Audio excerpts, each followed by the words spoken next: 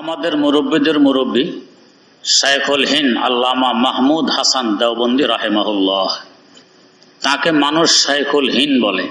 শাইখ মানে মুরব্বী, আর হিন্দ বলা হয় হিন্দুস্তানকে। পুরা ভারতবর্ষের মুরব্বী হিসাবে তাকে আখ্যায়িত করা হয়েছে। এমনকি যারা মুসলমান নয়, অমুসলিম, তারাও তাকে শাইখুল হিন্দ বলে, ভারতবর্ষের মুরব্বী। হাকিমুল উম্মত মুজাদ্দিদুল মিল্লাত হযরত শাহ আশরাফ আলী থানবী रहमतुल्लाह अलैह बोलें, तो लोग इन पर जुल्म करते हैं कि इन्हें शाइखुल हिंद कहते हैं। हकीकत तो ये है कि ये शाइखुल हिंद नहीं बल्कि शाइखुल आलम थे। মানুষ এর উপর বাড়াবাড়ি করে তাকে বলে শাইখুল হিন্দ তথা ভারতবর্ষের মুরব্বী। বাস্তবতা তো এই যে তিনি পুরো দুনিয়ার মুরব্বী ছিলেন, শুধু ভারতবর্ষের নয়। এত বড় মানুষ একখান থেকে দাওয়াত দিতে আসছে ওয়াজ করার জন্য। বললেন কি, ভাই আমি ওয়াজ জানি না, আমাকে দাওয়াত দিলে তো লাভ হবে না, ওয়াজ জানি না। তারপরও জোরপূর্বক দাওয়াত দিয়ে গেছে। হুজুর গেলেন, ওয়াজ করতে বসলেন, হাদিস পড়লেন, ফকিহুন আসাদ্দু আলা শাইতানে মিন আলফি আবিদি। উলামায়ে কেরাম বুঝবেন, সাধারণত হাদিসটি বলার সময় ফকিহুন ওয়াহিদুন, ওয়াহেদ শব্দ বলা হয়। সেহা সিত্তার রাওয়ায়াতে ওয়াহেদ শব্দ নেই।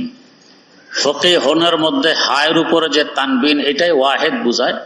একজন ফকি, একজন মুফতি, যার ভিতরে ফিকহ আছে, দিন বুঝে। 1000 আবেদ থেকেও শয়তানের কাছে বেশি ভারী। শয়তান একে ভয় বেশি পায় একজন ফকিকে।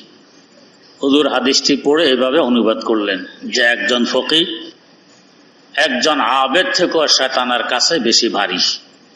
একজন গায়রে মুকাল্লিদ, যারা নিজকে নিজে আহলে হাদিস বলে পরিচয় দেয়, দাঁড়িয়ে গেলেন, मौलवी साहब आपसे हदीस का तर्जुमा तक नहीं आता, ওয়াজ করনে बैठ गए। হাদিসের অনুবাদ পর্যন্ত পারেন না, ওয়াজ করতে বসছেন। আল্লাহ মাফ করুক, এই ধরনের বেয়াদবি ওদের জন্যই সাজে। আমরা হলে এখন কি বলতাম, এই বেয়াদবকে কান ধরে এখান থেকে বের করে দাও। কিন্তু নবীর আদর্শে আদর্শিত, নবীর স্বভাবে স্বভাবান্বিত। বললেন কি, ভাই আপনি তো মেরে দিল কি বাত কহে দি, আপনি তো আমার অন্তরে কথা বলে দিয়েছেন। যারা আমাকে দাওয়াত দিতে গিয়েছিল ওদেরকে জিজ্ঞেস করুন আমি ওদেরকে কি বলেছিলাম, যে ভাই আমি ওয়াজ জানি না, তারপরে এরা জোরপূর্বক দাওয়াত দিয়েছে, আপনি তো আমার অন্তরে কথা বলে দিলেন। এরপর বললেন, মেরা তর্জমা তো গলত হুয়া, সহি তর্জমা ক্যা হোগা। আমার অনুবাদ তো ভুল হয়ে গেছে, সঠিক অনুবাদ কি হবে একটু বলে দিলে আমরাও জানতাম। এখন সে বলে, আসাদদের শব্দ অর্থ আপনি করেছেন আসকাল দিয়ে, ভারী শব্দ দিয়ে। আসাদ মানি ভারী। আসাদের অর্থ কখনো আসকাল হয় না, ভারী হয় না। আসাদের অর্থ হয় আদার, মারাত্মকতম, ক্ষতিকর। এইসবে অর্থ হবে একজন ফকিহ, একজন বিজ্ঞ মুফতি শয়তানের কাছে 1000 ইবাদত গুজার বান্দা থেকেও বেশি ক্ষতিকর। এটা হবে হাদিসের অর্থ। এবারে হযরত বললেন, বুখারী শরীফের 2 নম্বর হাদিস। হুজুরকে জিজ্ঞেস করা হইল, হুজুর আপনার কাছে ওহী কিভাবে আসে?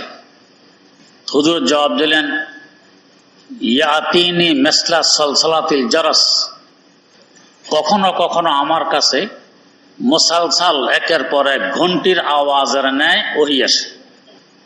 কুলুর বলদ, গলার মধ্যে ঘন্টি ঝুলানো হয়, সারাদিন হাঁটতেই থাকে, ঘন্টি বাজতেই থাকে, বাজা বন্ধ নেই। এরকম ঘন্টির আওয়াজের ন্যায় আমার কাছে ওহী আসে। এটা ওহীর এক প্রকার, আসতো তো 6 প্রকারে, এটা এক প্রকার। এরপর হুজুর বলেন, ওয়াহুয়া আসাদুহু আলাইয়া।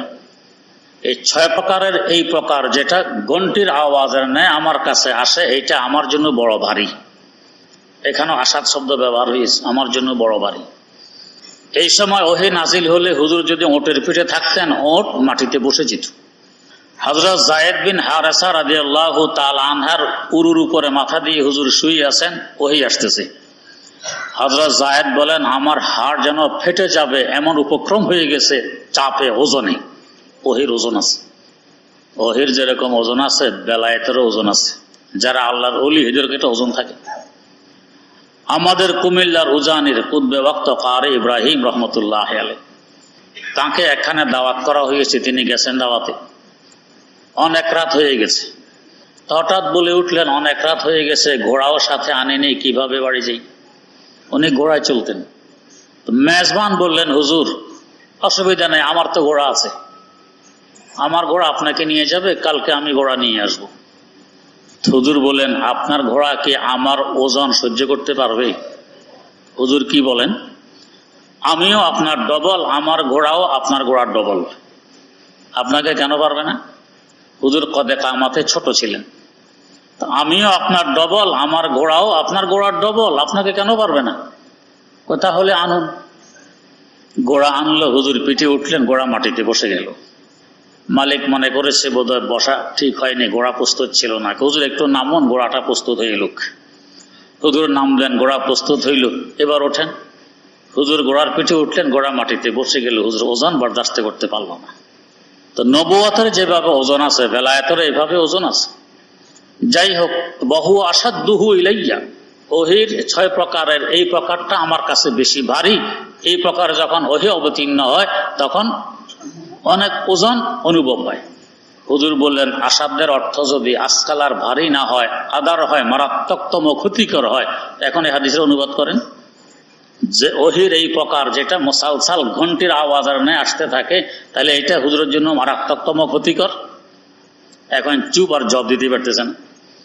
তাকলিদ না করলে, মজহাব না মানলে, ইমাম না মানলে যা ঘটে তাই ঘটছে। এখন বেজুত হয়ে গেল যে জবাব দিতে পারতেছেন। এবার দেখুন নরম কাকে বলে। আমরা হয়তো গরম হয়ে বের করে দিতাম, কিন্তু শাইখুল হিন্দ রহমতুল্লাহ আলাইহি নবীর চরিত্রে চরিত্রবান, নবীর আদর্শে আদর্শবান, এটা ওলামায়ে দেওবন্দের বৈশিষ্ট্য। মোটেও রাগ করলেন না, বরং নরমি দেখাইলেন। দারুল উলুম দেওবন্দের প্রতিষ্ঠাতা হুজ্জাতুল ইসলাম আল্লামা কাসেম নানুতুবি রহমতুল্লাহ আলাইহি কত বড় মানুষ। আমার শেখ ও মুর্শিদ शेखुल इस्लाम अल्लामा तकी उस्मानी दामत बरकातुहुम बोलें कि इनका एक कसूर है कि वो हिंदुस्तान में पैदा हुए। अगर अरब में पैदा होते तो जिस तरह हनफी, शाफी, मालिकी और हम्बली मजहब है, इस तरह और एक मजहब होता कासिमी मजहब के नाम से। ওনার একটা অপরাধ যে উনি হিন্দুস্তানে জন্ম নিয়েছেন। যদি হিন্দুস্তানে জন্ম না নিয়ে আরব বিশ্বে জন্ম নিতেন, তো যেভাবে হানফি, শাফি, মালিকি 4টি হক মজহাব আছে, আরেকটি মজহাব হইতো কাসিমি মজহাব নামে। এত বড় মানুষ।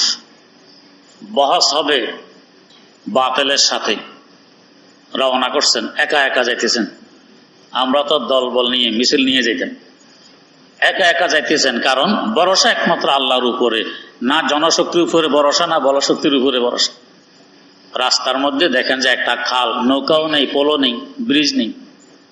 তো ওনার কাঁধে আছে রুমাল, হাতে আছে লাঠি, পরনে লুঙ্গি, লুঙ্গি পড়তেন। তো করছেন কি, লুঙ্গি ভিজিয়ে খাল পাড়ে দিয়ে ওই পাড়ে পৌঁছছেন। এই ভিজা লুঙ্গি পরা অবস্থাতে হাঁটা যায় না। তো করছেন কি, রুমাল পরে লুঙ্গি খুলছেন, লুঙ্গিকে চিপে লাঠি কাঁধের উপর দিয়ে পিছনের দিকে রাখছেন, লুঙ্গি ওইখানে ঝুলাই দিয়েছেন। লুঙ্গি শুকাবে, এরপর রুমাল খুলে লুঙ্গি পরবেন। চিন্তা করুন, এত বড় মানুষ এইভাবে সোজা সাদা সিধা লুঙ্গি লাঠির পিছনে ঝুলতেছে, এটা শুকাবে তারপরে পরবেন। যাক, বহসের মঞ্চে গেলেন, হযরত নানুতুবির সাথে বহস করে কেউ পারবে, জিতবে, এটা কল্পনাও নেই। হযরত জিতে গেলেন। এখন তো মানুষকে ওনাকে কাঁধে নিবে, কেউ মাথায় নিবে, মিছিল দিবে, আনন্দ উল্লাস। বীরের ভিতরে হযরত নেই, গায়েব। কদে কামাতে ছোট ছিলেন, কোন দিয়ে বেরিয়ে চলে আসছেন, কেউ টের পায়নি কোন দিকে গেছেন। পথে এখানে মাগরিবের রক্ত হয়ে গেছে, গেছেন পাশে মসজিদে নামাজ পড়তে। লোকেরা তো বেশিরভাগ গেছে বসে শুনতে, ওনাকে তো চিনে না। জমাতের সময় হয়ে গেছে, ইমাম সাহেব এখনো আসেননি, উনি বসে গেছেন যে ওইখানে। এনাকে তো দেখতে হুজুরের মতো লাগে, মৌলভী সাহেব। মৌলভী নামাজ পড়া দো। উনি নামাজ পড়াইছেন আল্লাহর মর্জি। প্রথম রাকাতে সূরা নাস পড়ছেন মাগরিবের। তো প্রথম রাকাতে যদি কেউ বলে সূরা নাস পড়ে, তো দ্বিতীয় রাকাতেও নাস পড়বে, এটা নিয়ম। তো হযরত 2 রাকাতে নাচ দিয়ে নামাজ শেষ করছেন। সালামের পরে মানুষের সুর হাঙ্গামার চিল্লাচিল্লি শুরু। যারা বুঝে না, না বুঝে অনেকে দেখবেন চিৎকার দিবে, ওটাও বোঝে। ইমামের মাথায় পাগড়ি নেই, মুক্তাদির মাথায় পাগড়ি আছে। শরীয়ত বলে কোনো সমস্যা নেই। কিছু মার দেখবেন চিৎকার, হ্যাঁ হুজুর নামাজ তো হয় নাই। কেন? মুক্তাদি তো আপনার থেকে আরো উত্তম লেবাস আছে, মাথায় পাগড়ি আছে, আপনার মাথায় পাগড়ি নেই। মুক্তাদি আপনার থেকে উত্তম হয়ে গেছে, নামাজ তো হয়নি। বাহ, কত সুন্দর কথা, নামাজ হয়। যুক্তি সব জায়গায় চলে না। এখন চিল্লাচিল্লি, হ্যাঁ তুমি মৌলবীর বেশ ধরছো, আমাদের নামাজ নষ্ট করছো, প্রথম রাকাতে নাচ করছো, আমরা যারা প্রথম রাকাত পাইনি এরা এখন কি করবো? এই হাঙ্গামা। যদি বলতেন, আমরা হলে বলতেন যে চিনো আমি কে? আমি দারুল উলুম দেওবন্দের প্রতিষ্ঠাতা হুজ্জাতুল ইসলাম কাসেম নানুতুবি, আজকের বসে যে জিতে আসছে আমি সে, চিনো আমাকে? হযরত বলতেছেন কি, को भाई मैंने मौलवियों से सुना है इस तरह भी नमाज हो जाती है। আহ को भाई আমি আলেমদের কাছে শুনেছি এভাবে নামাজ হয়ে যায়। কিন্তু কে শুনে কার কথা? চিল্লাচিল্লি। এতক্ষণে ইমাম সাহেব এসে হাজির, দেখা যায় মসজিদে চিল্লাচিল্লি। এই কি হয়েছে? করে এক বেটা মৌলবী সুরত দূরে এসে নামাজ পড়াইছে, নামাজ হয় নাই। কি হয়েছে? প্রথম রাকাতে সূরা নাস পড়ছে। দেখি কোন মৌলবী। ইমাম সাহেব তো চিনে, দেখে যে আল্লামা নানুতুবি রহমতুল্লাহ। আরে কাকে কি বলতেছো? তোমরা বসে গেছো? কয় হ। কে বস করছিল? আল্লামা কাসেম নানুতুবি। জিতছে কে? কয় নানুতুবি। চিনো? কয় না। এই তো সেই নানুতুবি। হায় হায়, কি পরিমাণ নিষ্কিনে যে মিটাইলে পরে এই অবস্থা করতে পারেন। মাইনে মৌলবিयों से सुना है कि इस तरह भी नामाज हो जाती है। আমি আলেমদের কাছে শুনেছি এভাবে নামাজ হয়ে যায়। তাদের অবস্থা ছিল মা শাখে দরাখতে মোপরাজমি ওয়ায়ে তাওহীদ, মা শাখে দরাখতে মোপরাজমি ওয়ায়ে তাওহীদ, হর রহ গুজারে সঙ্গ জানাদ আরো নাদারে, হর রহ গুজারে সঙ্গ জানাদ আরো নাদারে। যে গাছে ফল আসে, আম গাছ, জাম গাছ, বড়ই গাছ, যে গাছে ফল আসে, ফল যত বড় হবে তত গাছের ডাল উপরের দিকে ওঠে না নিচের দিকে ঝুঁকে? নিচের দিকে ঝুঁকে। আর যে গাছে ফল নেই সে ডাল উপরের দিকে। এটার দ্বারা মানুষ উপকৃত হবে না উপরের দিকে। এই যে গাছে ফল আসলো সে তার মাথা আরো নিচের দিকে ঝুঁকাই দিল। যারা আমার দ্বারা উপকৃত হতে চাও তোমাদের কাছে এসে গেছে, উপকৃত হও। এই মানুষগুলি কি করে? ডিল মারতেছে বড়ই গেছে। ওই যে আমাদের পথের পাশে বড়ই গাছ দেখবেন ফাতা থাকে না, বড়ের সময় সব পাতা শেষ। ইট মারতেছে, জুতা মারতেছে, ঢিল মারতেছে, লাঠি মারতেছে, শেষমেশ পাতা নেই, ফসাকা নেই, ভেঙে চুরে সারখা। কখনো ফল গাছ বলে আগামীতে আর আমি নামও নিব না ফল ধরার। আমাকে জুতা মারছো, লাঠি মারছো, ঢিল মারছো, ইট মারছো, আমি আর ফল ধরবো না। আগামীতে আবার ধরতেছে। যার দ্বারা উপকৃত হওয়া যায় সে এমনই হয়, নরম হয়। আসো আমার কাছে, আমি নরম, যত উপকৃত হইতে পারো তো হও, কোনো কঠিনতা নেই। পয়গম্বরের বৈশিষ্ট্য। আর যার দ্বারা মানুষ উপকৃত হয় না সে গরমই থাকে। এই নানুতুবি রহমতুল্লাহ আলাইহি এক জায়গায় গেছেন হেদায়েতের কাজে, সাথে কিছু ছাত্রও আছেন। তা এসার পরে ছাত্ররা বলতেছে আগামীকাল ফজরের নামাজ অমুক মসজিদে গিয়ে পড়ব। কেন? অমুক মসজিদের ইমামের কেরাত বড় সুন্দর। হযরত শাইখুল হিন্দ আল্লামা মাহমুদ হাসান দেওবন্দি রহমতুল্লাহ আলাইহি হযরত নানুতুবির ছাত্র, তিনিও এখানে ছিলেন। কিছু ছাত্র গরম হয়ে গেল, মিয়া তোমাদের রুচি নেই? কি হয়েছে? এই ইমাম সাহেব আমাদের উস্তাদ আল্লামা নানুতুবিকে কাফের বলে, এর পিছনে নামাজ পড়তে যাবো আমরা, তোমাদের রুচি নেই? দেখ এদের মধ্যে কিছু এইভাবে তর্ক বিতর্ক। হযরত নানুতুবির কানে কথাগুলো পৌঁছছে। ফজর আগে হঠাৎ এসে ভাই চলো নামাজ পড়কে আতে হ্যাঁ, চলো নামাজ পড়ে আসে। ছাত্রদের নিয়ে সোজা ওই মসজিদে, যে মসজিদের ইমাম হযরতকে কাফের বলে, সেই মসজিদে গিয়ে নামাজটা পড়লেন। নামাজের শেষে মানুষ তাকে দেখে তো হয়রান, আল্লামা নানুতুবি তো মোসাফা করতেছে। ইমাম যদি মোসাফায় না আসে তো দেখতো তো দৃষ্টিকটু, সবাই মোসাফা করে, ইমাম করলো না। তো বেচারা বদিলে না খাস্তা, মন চায় না, তারপরও হাত বাড়াচ্ছে মোসাফা করতে। হযরত মোসাফা করতে হাত ধরলেন তো ছাড়লেন না। बोलतेছেন हमें पता है कि आप हमें काफिर कहते हैं गुस्ताखे रसूल होने की वजह से, हम आपके फतवा की कदरदानी करते हैं।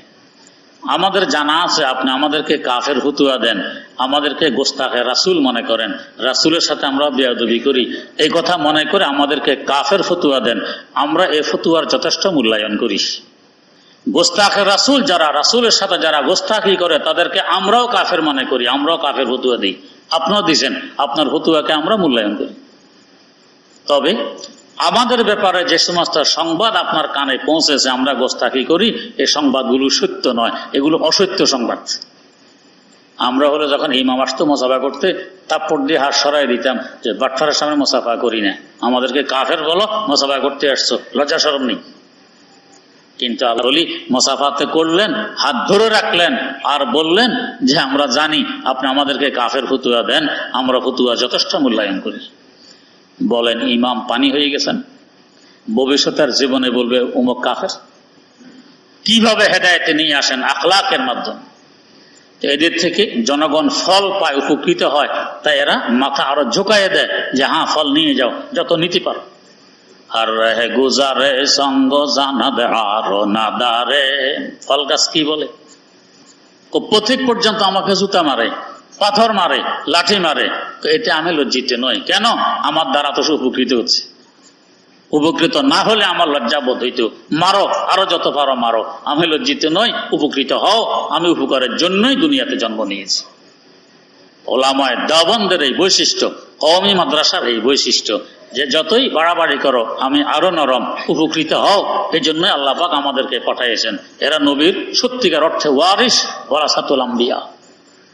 শাইখুল হিন্দ আল্লামা মাহমুদ হাসান দেওবন্দি রহমতুল্লাহ আলাইহি, দেওবন্দের প্রথম ছাত্র। একজন ছাত্র দিয়ে মাদ্রাসা শুরু হয়, প্রথম ছাত্র।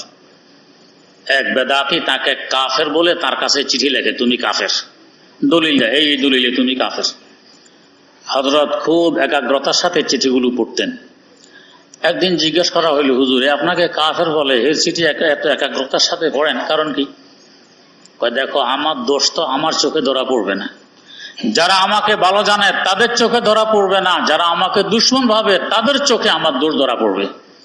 আমি দেখি আসলে কোনো দোষ এখানে আছে কিনা, আমার সংশোধন হওয়া যায় কিনা, এই জন্য পড়ি।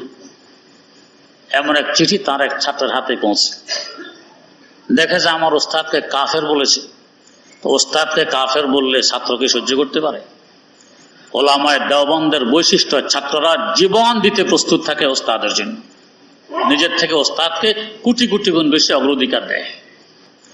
যখন এই শাইখুল হিন্দ রহমতুল্লাহ আলাইহিকে ইংরেজরা বন্দী করে নিয়ে চলছে, মাল্টার দ্বীপে বন্দী করবে, তার ছাত্র শাইখুল আরব ওয়াল আজম সৈয়দ হোসেন আহমদ মাদানী রাহিমাহুল্লাহ, আমার ওস্তাদকে নিতে হলে আমাকেও নিতে হবে। ওয়ারেন্ট তোমার ওস্তাদের বিরুদ্ধে, তোমার বিরুদ্ধে নয়। এত কথা বুঝি না, ওস্তাদকে নিতে হলে আমাকে নিতে হবে। পুলিশ ওস্তাদকে নিয়ে জাহাজে তুললো, ওনাকে নেয় না। চেষ্টা করলে ওনাকে জাহাজে উঠতে দিল না, জাহাজ ছেড়ে দিল। হযরত হোসেন আহমদ মাদানী রাহিমাহুল্লাহ সাগরে ঝাঁপ দিয়ে পড়লেন, সাঁতরাইয়ে যে জাহাজে উঠবেন, ওস্তাদকে একা যেতে দিবেন না। সাগরে ঝাঁপ দিলে মানুষ বাঁচবে, কত বড় বড় প্রাণী সাগরে বাস করে, আদালত মতো হবে না। এরা দেখলো যে এই তো মরবে, মরলে তো আবার পুলিশেরা বয়, আমাদের বিরুদ্ধে আবার মামলা। ওনাকে উঠাইয়ে ওস্তাদের সাথে নিয়ে গেল মাল্টার দ্বীপে, বন্দী করল। দীর্ঘ 3 বছর সেখানে বন্দী ছিলেন ছাত্র ওস্তাদ। প্রচন্ড ঠান্ডা, রাতের বেলায় পানি বরফ হয়ে যায়। ওস্তাদ তাহাজ্জুদ পড়বেন, ওযু করার মতো সুযোগ নেই, পানি বরফ। দীর্ঘ 3 বছর পানির ব্যবস্থা করছেন হযরত শাইখুল আরব ওয়াল আজম সৈয়দ হোসেন আহমদ মাদানী রাহিমাহুল্লাহ। কিভাবে করছেন? রাত্রে শোয়ার সময় ওস্তাদ শুইতেন, ছাত্র শুইতেন। 1 লোটা পানি এই ছাত্র নিজের বুকের উপর রেখে চিত হয়ে শুয়ে থাকতেন। বুকের গরমিতে এই পানিটা বরফ হবে না। তার মানে তাহাজ্জুদ পর্যন্ত ছাত্রর আর ঘুম নেই, ঘুমালে তো পানি পড়ে যাবে। তাহাজ্জুদের সময় ওস্তাদের আগে আগে উঠে পানি পেশ করতেন, হুজুর এই পানি, এটা বরফ হয়নি, ওযু করতে পারবেন। দীর্ঘ 3 বছর যাবত এইভাবে পানি গরমের ব্যবস্থা করছেন, নিজের সিনার উপরে পানি রেখে। কি পরিমাণ নরম! পয়গম্বর আদর্শে আদর্শবান হলে এই কাজগুলো করা যায়। রমজান এসে গেছে, ওস্তাদ আফসোস করলেন যে এই পর্যন্ত আমার কখনো খতমে তারাবি মিস হয়নি, আজ বুঝি এই বছর বুঝি আর খতমে তারাবি হবে না, কোনো হাফেজ নেই। হযরত মাদানী রহমতুল্লাহ আলাইহি বলেন, হযরত দোয়া করুন, আমি চেষ্টা করতেছি। দৈনিক 1 পারা মুখস্থ করেন, ওই 1 পারা তারাবিতে শুনাইয়ে দেন ওস্তাদকে। এইভাবে 30 দিনে 30 পারা ওনার মুখস্থ হয়ে গেছে, ওনারও খতম হয়ে গেছে। এই রমজানও খতম ছুটতে দেয়নি। তো হযরত শাইখুল হিন্দের ওই চিঠি এক ছাত্রের হাতে পৌঁছে, আমার ওস্তাদকে কাফের বলেছে। ছাত্রের জবাব লিখলো, চিঠির জবাব শের দিয়ে, কবিতা দিয়ে। মোরা কাফের আগার গুফতি গমে নিস, চেরাগে কেজ বেরা নবওয়াদ ফরোগে, চেরাগে কেজ বেরা নবওয়াদ ফরোগে। মুসলমানাত বেখানাম দর জওয়াবাস, দরোগে রাজা বাসাদ দরোগে, দরোগে রাজা বাসাদ দরোগে। তুমি আমাকে কাফের বলেছ, এতে আমি বিচলিত নই। কারণ আমি তো মুসলমান, আমি মুমিন, কাফের বলাটা মিথ্যা, আর মিথ্যার বাতির আলো হয় না। এটা চলবে না দুনিয়াতে, মানুষ এটা গিলবে না, খাবে না, কিন্তু আমি বিচলিত নই। তোমার এই কাফের বলার উত্তরে আমি তোমাকে বলবো মুসলমান, তুমি মুসলমান। কেন বলবো? তো তুমি আমাকে মিথ্যা বলেছ, আমি কাফের, আসলে আমি মুসলমান। আমিও তোমাকে মিথ্যার জবাব মিথ্যা দিয়ে দিলাম, বললাম মুসলমান, আসলে তুমি কাফের। ছাত্র শের লেখার পরে কিন্তু চিঠি পাঠায়নি, কারণ কার ছাত্র? দেওবন্দের অনুসারী। ওস্তাদের কাছে নিয়ে এসেছেন, হুজুর এই দেখেন চিঠিতে আপনাকে কাফের লিখেছে, আমি এই উত্তর লিখেছি। হযরত বললেন, ভাই শের তো তুমি লেখা গজব কা, কবিতা তো হয়েছে বড় উচ্চমানের, এটা পাঠানো যাবে না। কেন? ফেঁসায় ফুঁসাইয়া হইলেও তুমি তো কাফের বলেই দিছো তাকে, এটা ইসলামের নিয়ম নয়। যদি উত্তর দিতে হয় তো চলো আমি বানাই দিতেছি, ওইটা পাঠাই দিও। তো হুজুর বানাই দেন। প্রথম পংক্তি ঠিক আছে, মোরা কাফের আগার গুফতি গমে নিস্তে চেরাগে কেস বেরা না বোয়াবে ফরোগে। আমাকে কাফের বলেছ, এতে আমি চিন্তিত নই, বিচলিত নই। কেন? মিথ্যার চারাগের, মিথ্যার বাতির আলো হয় না। আগে বলতেছেন, মুসলমানাত বেখা নামদার জওয়াবাস দেহাম শক্কর বজায়ে তলখে দোগে, দেহাম শক্কর বজায়ে তলখে দোগে। তোমার এই চিঠির উত্তরে, কাফের বলার উত্তরে তোমাকে বলবো মুসলমান। কেন? একজনকে কাফের বলা সবচেয়ে মারাত্মকতম গালি। তুমি আমাকে তিক্ত দই দিয়েছো, তিক্ত দই, তিতা দই, কাফের বলেছো। তিতা দই যদি খাইতে হয় তো বেশি করে চিনি মিষ্টি মিশানো লাগে। দেহাম শক্কর বজায়ে তলখে দোগে, এ শক্কর মানে চিনি মিষ্টি, তোমাকে আমি চিনি মিষ্টি দিলাম, এটা মিশালে তিতা দই খাওয়া যাবে। তুমি মুসলমান। বাস্তবে যদি মুসলমান না হয় তাহলে যে আমি মুসলমান বললাম এটাও তো মুশকিল। তা আগে বলতেছেন, আগার তো মোমেনে ফাবেহা ওয়া ইল্লা দরোগে রাজাজা বাসাদ দরোগে। যদি তুমি আমার আল্লাহর কাছে মোমেন হও, ফাবেহা বড় ভালো কথা, এটা আমাদের কাম্য, দুনিয়াবাসী মোমেন হয়ে যায়। ওয়া ইল্লা, আর বাস্তবে যদি আমার আল্লাহর দৃষ্টিতে মোমেন না হও, আর আমি যে মোমেন বললাম, তাহলে এখন আমার মোমেন বলাটা মিথ্যা। আগার তো মোমেনে ফাবেহা ওয়া ইল্লা দরোগে রাজাজা বাসাদ দরোগে। পয়গম্বরের তরিকা পুরাপুরি ওলামায়ে দেওবন্দের মধ্যে আল্লাহ পাক দিয়ে দিয়েছেন, নিজকে কত ছোট বানানো যায়, কত নরম হওয়া যায়, এটা পয়গম্বরের তরিকা। তো নবীদের বৈশিষ্ট্য হইল নরম হওয়া, আর দুনিয়া রাজা বাদশাদের বৈশিষ্ট্য হইল গরম হওয়া। যখন দেখবেন আপনার স্বভাবের মধ্যে নরমি আসতেছে, বুঝবেন নবীর সিরত, নবীর বৈশিষ্ট্য আপনার মধ্যে আসতেছে, নবীর সুন্নতের উপরে আপনি আছেন। আর যদি দেখেন উল্টা, আপনি গরম, শুধু প্রতিশোধের পিছনে আছেন, তাহলে বুঝতে হবে রাজা বাদশার বৈশিষ্ট্য এসেছে, নবীর বৈশিষ্ট্য আসেনি। আল্লাহ রাব্বুল আলামিন নবীর আদর্শে আদর্শবান হওয়ার তৌফিক আমাদেরকে দান করুন। সুবহানাল্লাহি ওয়া বিহামদি, সুবহানাকাল্লাহুম্মা ওয়া বিহামদিক, আশহাদু আল্লা ইলাহা ইল্লা আনতা, আস্তাগফিরুকা ওয়া আতুবু ইলাইক।